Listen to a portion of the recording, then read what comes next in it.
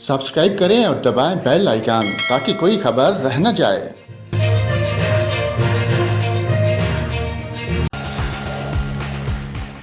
पाकिस्तान के हाथों Asia cup के अहम मैच में शिकस्त के बाद अफगानियों का दिल टूट गया।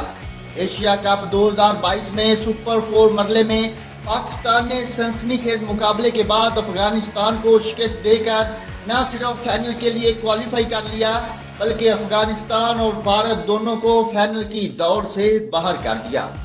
पाकिस्तान को इस मैच में फतेह और इवेंट के फाइनल में पहुंचने के लिए 130 रन का हदफ मिला, जो नसीम शाह ने आखिरी ओवर में 2 गेंदों पर 2 छक्के लगाकर पूरा कर लिया।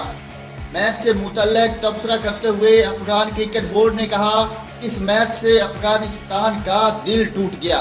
अफगान क्रिकेट बोर्ड ने अपने ऑफिशियल ट्विटर अकाउंट पर जारी पैगाम में कहा कि आखिरी ओवर में हमारी टीम के बॉलर फजल हक फारूकी ने लगातार 2 गेंदों पर 2 छक्के खाए, जिसकी वजह से पाकिस्तान को 1 विकेट से कामयाबी मिली और शिकस्त अफगानिस्तान के हिस्से में आई।